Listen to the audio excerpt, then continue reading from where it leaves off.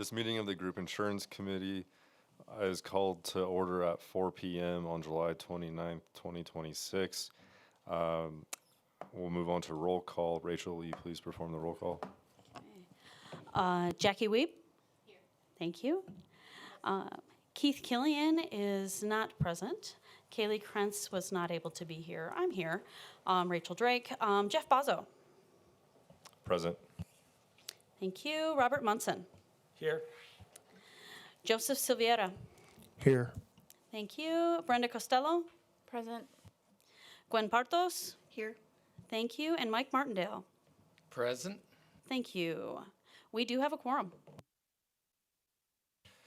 Great, thank you. I will move on to section 2 of the agenda, with the first item being 2.01, approval of the minutes of the June 24th, 2026 meeting of the Group Insurance Committee. This is for possible action. Do we have any public comment on this item? Great, thank you. Does anyone have any corrections to the item? No? Okay, with that, I'll entertain a motion. This is Gwen. I move to approve the minutes as written.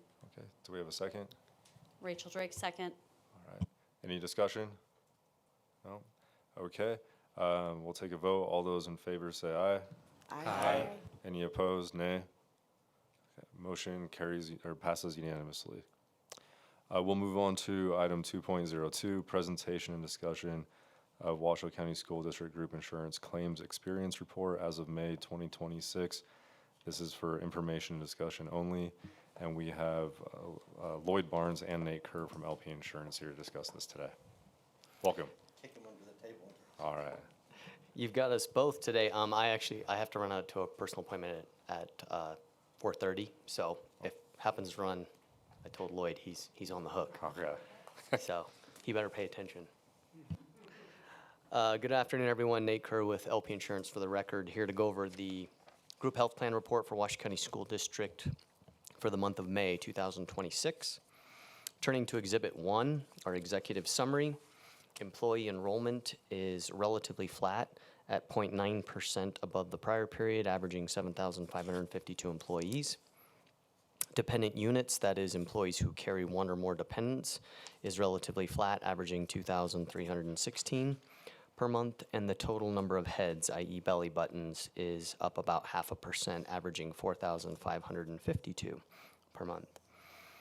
Net paid claims, that is claims after we take into account stop-loss reimbursements and RX rebates, average year-to-date 7.5 million, about a 15% increase. I think when we last met, we had referenced and reminded everyone that we had that really big claim that popped in March.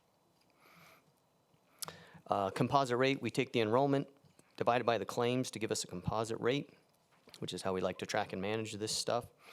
The composite rate through the month of May is up about 14%, averaging $1,007 per employee per month. Our fixed cost line 6 are up about 25%, averaging 401. I think we had referenced and mentioned before in our prior conversation that some of that has to do with some of the conversion changes that we did with the wellness funds. We simply just moved buckets, so some of that inflation is, I'm going to say, false in nature in the way it's appearing year over year. However, we are working with Anthem on some things behind the scenes. We may have found some things, so I'll have more details down the road. Total plan cost all in, fixed cost plus claims, up about 15%, averaging $7,977,000 per month. And the total composite, 1,060, up about 14.5%. Large claims, that is claims over $300,000, is down this year. Year to date, we're at 8 versus the prior period at 11. So good sign there, because we can't point to the fact that we doubled the deductible this go around. We didn't. So it's just down, which is good.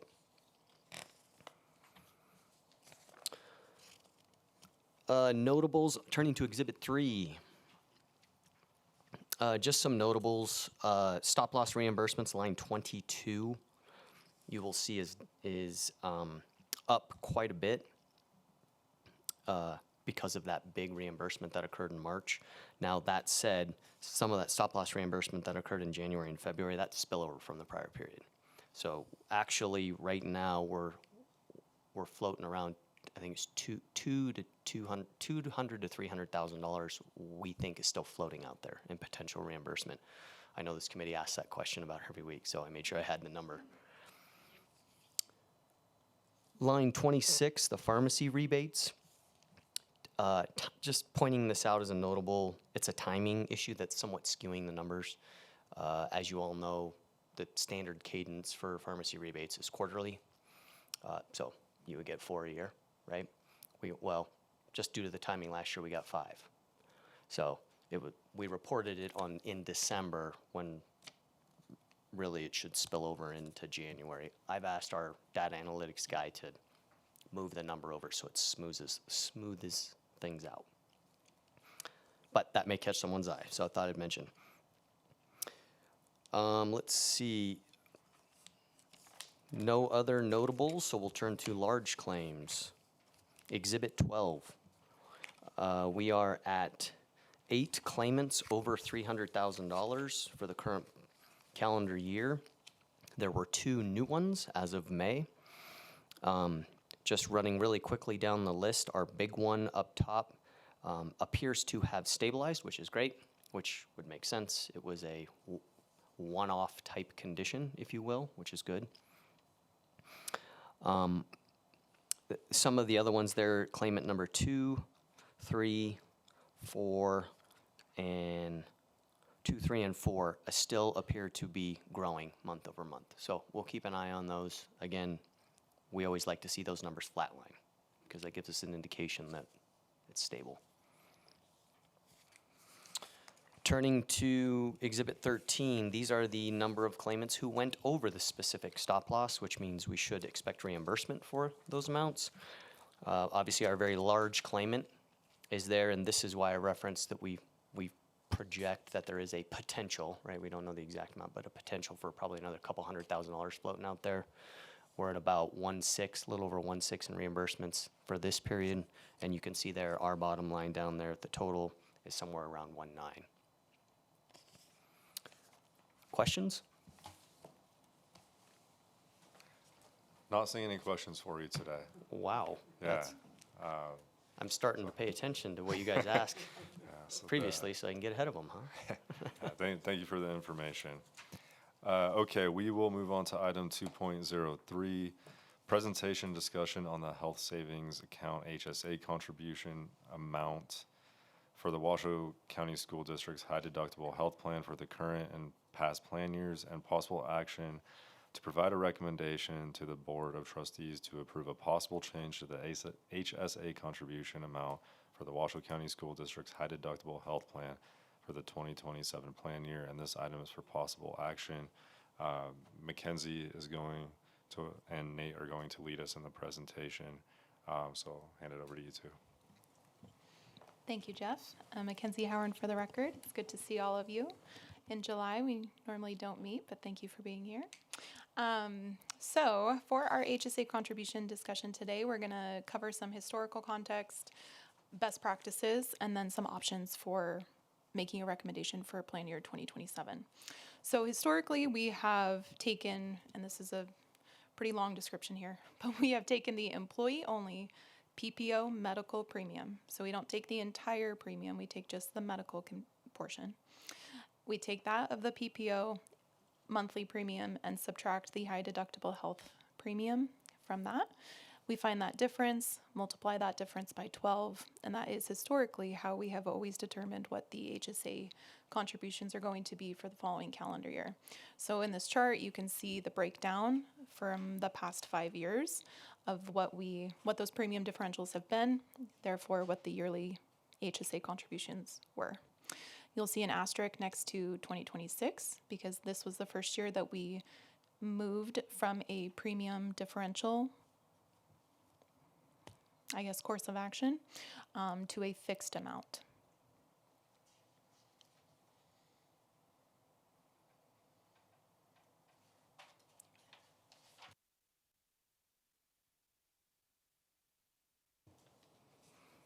Nate Kerr with LP The Record. I'm getting the indication this is my slide.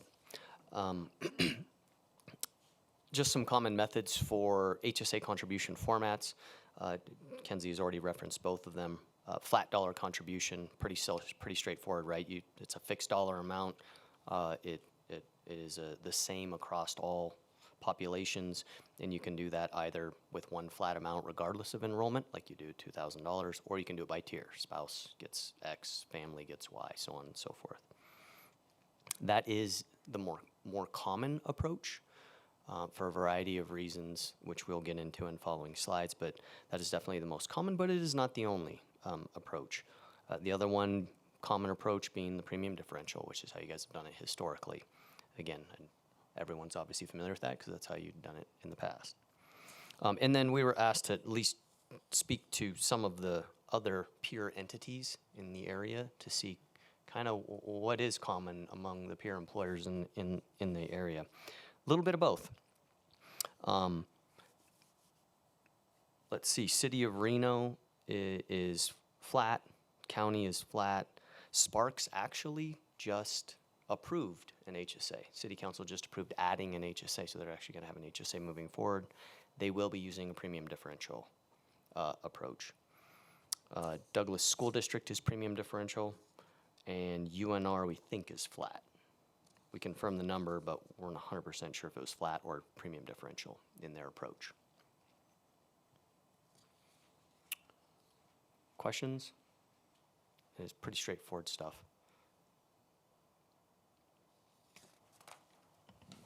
So those are the two most common ways that entities can determine what their HSA contributions are going to be for the following plan year. Like we mentioned, historically we have used that premium differential. This plan year was the first year that we engaged in the fixed dollar amount. And I know that there's been some confusion and conversation surrounding how this decision was made, and so we wanted to pull the rate sheet that was brought to this committee and then in addition to the Board of Trustees last year to approve the rates that were going to go into effect for 2026. This has been our rate sheet that we've used for many years. And this is how we've always proposed the HSA contribution, and you can see that we did propose the lower amount for 2026. So we wanted to make sure that this was brought back to your attention, that this was brought forward to the committee with the actual $3 difference being listed there. And then I'll pass it back to Nate to explain why we look at things differently, whether a premium differential or the fixed amount is the best option. Yeah, Nate Kerr for the record. Just some considerations, some bullet points here that evolve around this topic in general. So obviously frequency is something that is part of the equation. You got to figure out how often and what frequency you're going to do. I don't know that's necessarily up for topic right now, but that is a big consideration. The impact to the overall benefits cost, right? Obviously HSA contributions are a hard cost, if you will. Sustainability over time, obviously if you can hold a flat dollar amount, that is definitely more sustainable from a financial perspective rather than variable costs bouncing around. Market and competitiveness with peer employers. Obviously, we touched on that, but we want to make sure we're not the only one in the area doing something weird. Administrative simplicity and ease. Obviously, a flat dollar amount is much more administratively simple and easy rather than a variable amount. Mid-year new hires, just an approach of how do you handle someone who's not enrolled for the whole year? Do they get the whole limit, and how do you handle that? And then strategic objectives for the organization. What are you trying to accomplish from a total comp perspective, from a benefits, an employer-funded benefit versus employer-funded total comp, and how those two interact. And then, which really falls in line with the last bullet point there, parity with salary increases in the context of total comp. Obviously, benefits is part of total comp. So really just things to think about for the committee, some topics to bounce around to come to this decision. Obviously, this is the district decision. This is not something that we decide, or it's whatever's best for the organization, what direction you want to go. So tried to give you some guidelines on what to think about. Thank you, Nate. I think that's helpful context and a good, I think, moment to remind us all that this committee is set up to make recommendations to the Board of Trustees as an extension of bargaining, right? All of you are here to represent your bargaining units in one way, shape, or form. And this committee has a challenging job of balancing what's best for the organization and the employee and how we can come to a conclusion that hopefully finds a solution that's the best option for both. So I wanted to make sure that we ground our conversation and that this is an extension of bargaining. So there's why the compensation is an important bullet point there. Z, can you go to the next slide for the options? Okay, so similar to the rates discussion and plan changes discussion that we had the past two meetings, we've brought forward three options for you all to consider for HSA contributions for plan year 2027. So the first option, the total amount would be $2,005. This option ties the HSA contribution to COLAs. So each year we would look at what the COLAs were that went into effect on July 1st of that year and take an average of any of the COLAs that were implemented. This year, as of July 1st, we had WEA and WESP both earn COLAs, and the average is, what's the average? 0.25%, hence why there's an additional $5 there. Option B is $2,050. This option ties the HSA contribution amounts to the necessary increase to the high deductible. In May, we talked about how we have an embedded plan, and so we have to increase our individual deductible per IRS guidelines. And so this year, the necessary increase is $100. And so this option says we'll increase the HSA contributions by half of what the IRS is requiring. And then the final option is to maintain what we did this year and keeping it at that fixed $2,000 amount.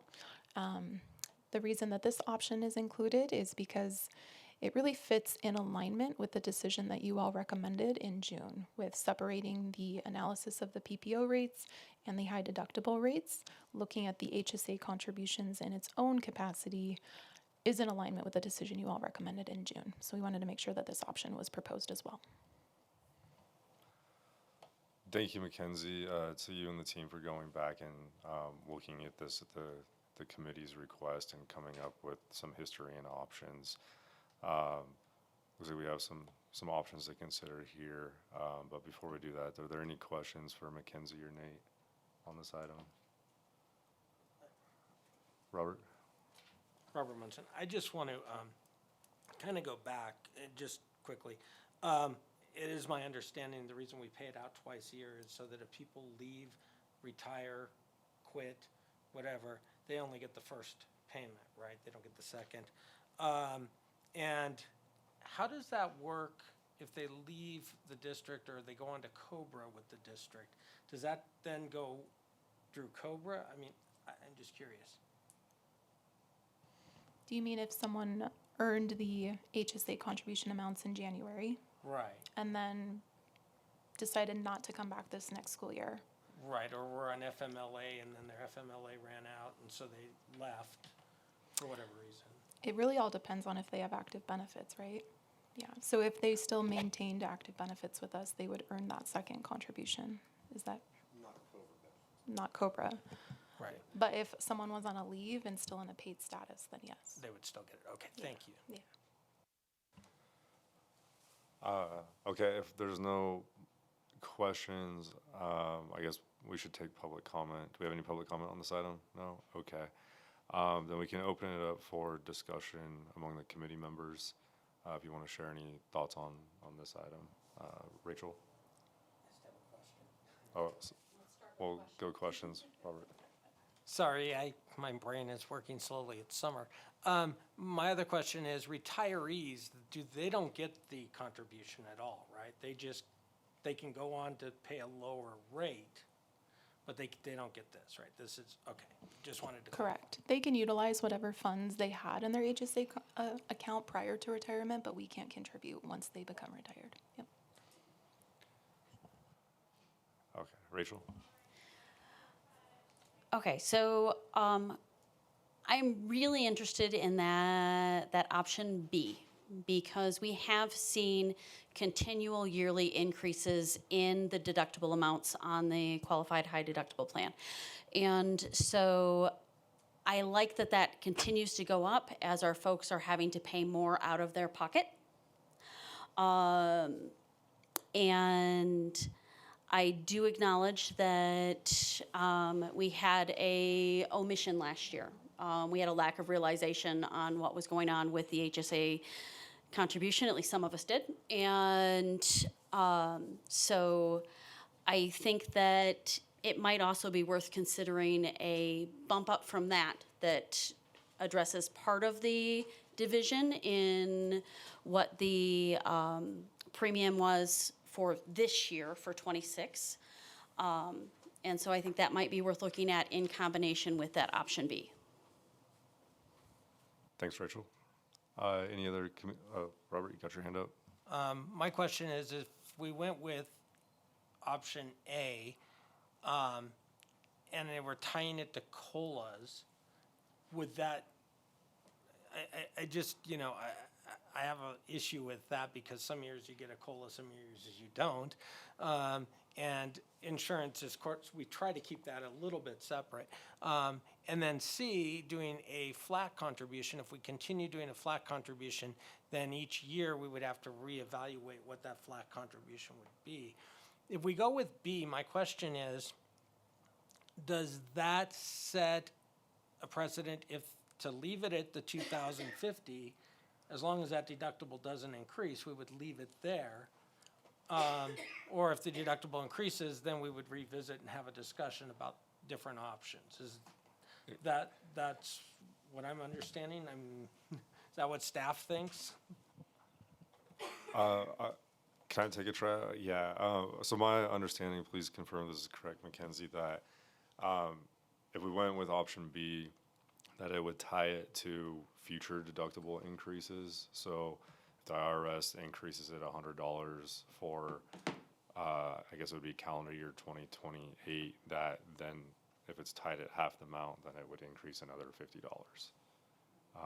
And then, whether there's COLAs or not, or health insurance increases or not, it's tied to something that we have seen increase over the years. Is that understanding correct? Okay, thanks, Mackenzie.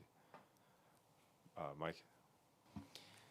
So a couple of things, just for background knowledge, what was the rationale, since I'm new, to going to the flat rate, if that was just made?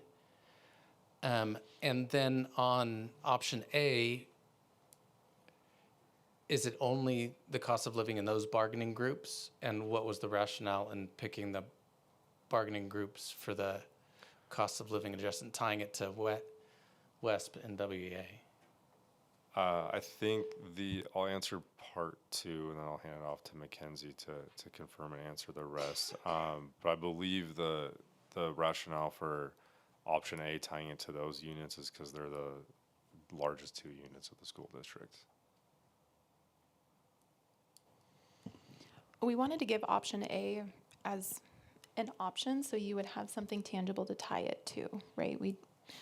This is something that comes up, the COLA conversation comes up every year, whether we're in open negotiations or not. And so it was something tangible that you all could look at every year. So we thought that it could be a more sustainable option to look at. And to Jeff's point, WA and WESP are our biggest units. And this would apply to all employees, not just those folks in those units. So I think that's a good clarification. Factors that went into the discussion last year were kind of, if we could go back one slide. And if we look at the impact to overall benefits cost and the sustainability, with us continuing to move down the premium differential option, we were going to obviously continuously increase the HSA contributions.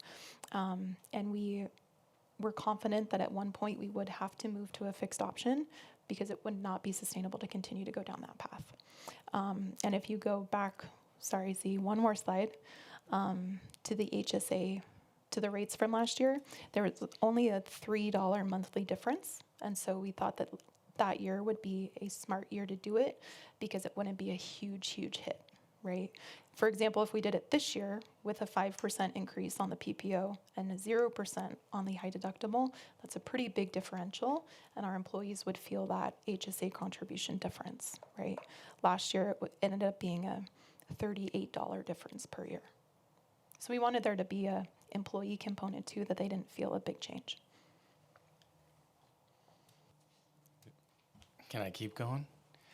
I'm not familiar with all of the contracts in terms of how COLAs are calculated. I don't know if in all the negotiations, if it was the district standpoint to keep the algorithm similar. So I don't know if that's a consistency, for instance, administrators did not get a COLA this year.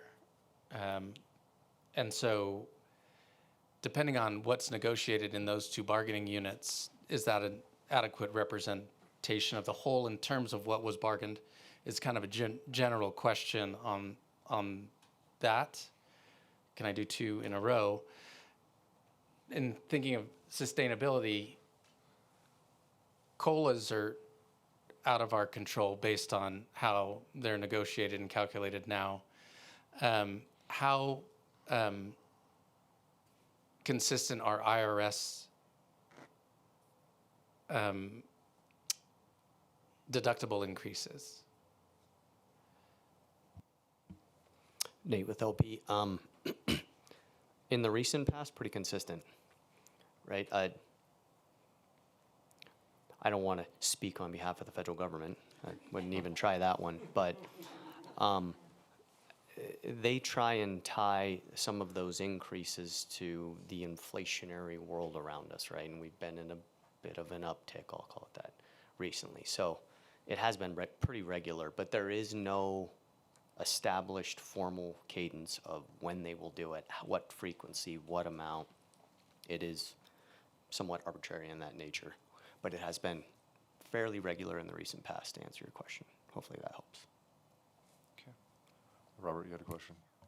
Having served on the negotiations team for the WEA several times, and several of us have, I really have a problem with option A because I feel like it muddies the waters of that negotiations that we're having about COLAs, and sort of when we're looking at stuff, we're looking at recommendations for increases, could be decreases, has never been, but never will be probably, but increases to the, and looking at the plan, and I think that since we're making recommendations to the Board of Trustees about the plan, I just really feel like it muddies the waters to have the COLA discussions tied to insurance, because we never know what's gonna happen with insurance. And I don't know if that'd be something Mark would have a heart attack about.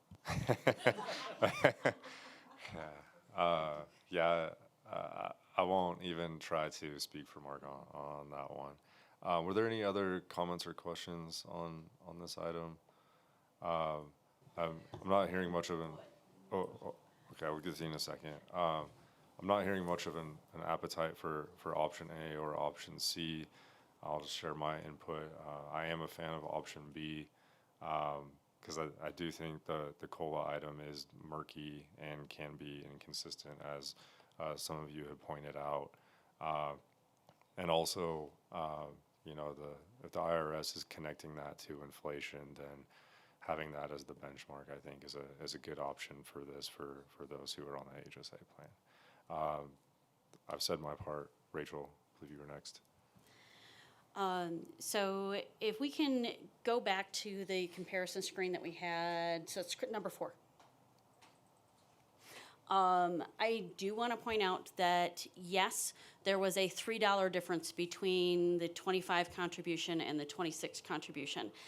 However, there was almost a $180 difference over the course of the year if we had gone with a premium differential.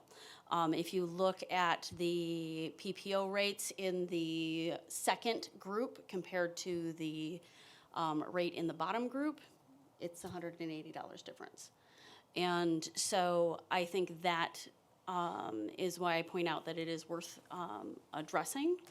And I think that we should add in an extra $100, not 180, to the HSA deductible for the coming year, and further implement the increase if deductibles continue to rise. Okay. Mike? Lee, I think, Oh, yeah. sorry. I think Mike had original questions that we didn't get to about the COLAs.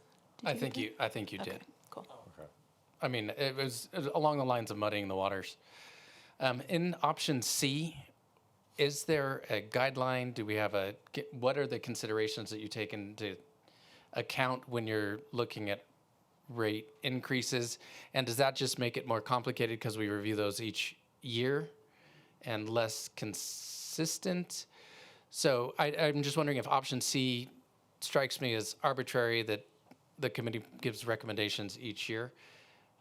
If it is just more challenging to do and to have something more static and consistent is better, like an option B. But I mean, if there was an IRS increase, could that be taken into consideration in option C if that's reconsidered each year? To clarify your question, Mike, are you, when you're looking at slide 4, are you speaking about the rates or the HSA contributions? HSA contribution. So on C, it's just a flat rate and it was decided Yep. $2,000. If we maintained option C, we could say, hey, IRS is increasing this year. We're going to increase it 50 or 100 rather than being tied to IRS per se. So there's a judgment in there looking at the health of the overall plan year over year that option C allows us, where we're locked in option B. I think it's a good question. So historically, we have always used the rate sheet on slide 4 to approve rates, and I think in the spirit of our continuous improvement guiding principle, all of our discussions in May, June, and therefore this month have all brought to light that as a committee, we want to have a more in-depth conversation on HSA contributions every year. So I want us to, I appreciate the conversation. I think we're going in the right direction and this is fruitful, but we will be talking about this for each plan year. And so that's where the COLAs do muddy the water a little bit, but because we will look at this every year, we wanted to propose it. The IRS mandates will come out every year, which is why it's another good option for us to tie it to. And then keeping it at the flat amount, right? For all of the reasons that are listed out on slide 5, 2,000 could be the best option that we could recommend to the board.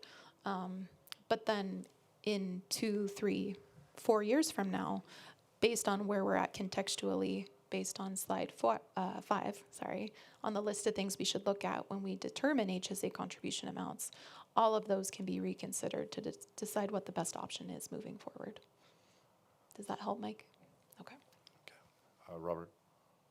One of the things I like about B is it gives sort of a foundational philosophy on how we're going to move forward in the district. And when staff and LP put together their projections and come to us next year about rates, we sort of have this precedent that this is what we're going to look at, rather than every year going through a whole discussion of, well, do we want to go A, B? Because I don't think we can bind the hands of a future committee 10 years from now or 5 years from now.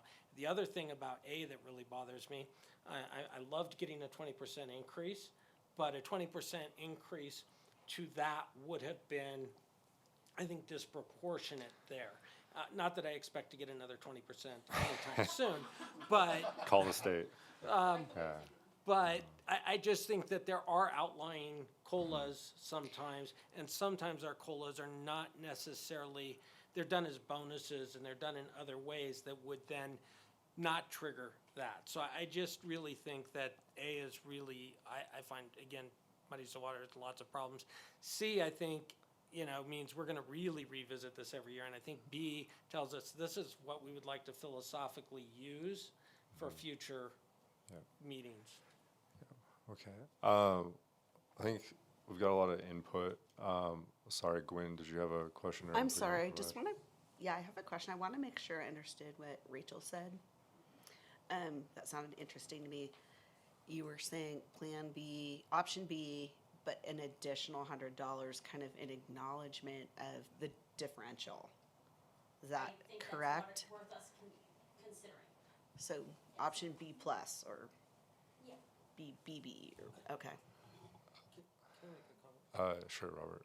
I oppose that, and the only reason I oppose that is not because I don't think it's important, but giving this group of people going into it next year an increase based on what happened to a different group of people, because we're gonna have new hires, we're gonna have other people, so that the people are not necessarily the same. So I just philosophically, kind of going back, I think is difficult, unless you are looking at the same exact people. And even then, that's difficult because if people retired, last year, we can't go back and put in anything into their HSA. And so I just feel that's a problem. Well, we've had plenty of discussion on this item. If there's not any more, I think we could entertain a motion if anyone's ready to propose a motion.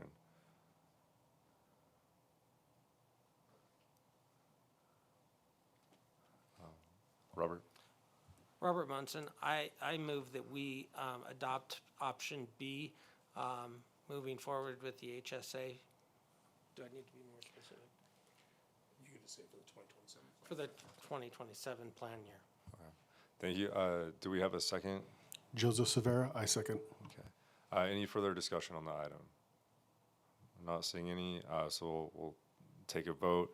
All those in favor of pursuing or moving forward with the motion for option B, please say aye. Aye. Any opposed, nay? All right, motion carries unanimously. Thank you, everyone, for the discussion on this item, and thank you, Mackenzie and the team, for coming back with solutions to this. That brings us to our closing items in section 3. Lloyd, thank you for your time as well today. Appreciate it. Item 3.01 is public comment. Do we have any public comment? No? Okay, we never have public comment. It's been a while. Item 3.02, our next meeting is September 23rd, 2026. And with that, this meeting is adjourned at 4:39 p.m. Thanks, everyone.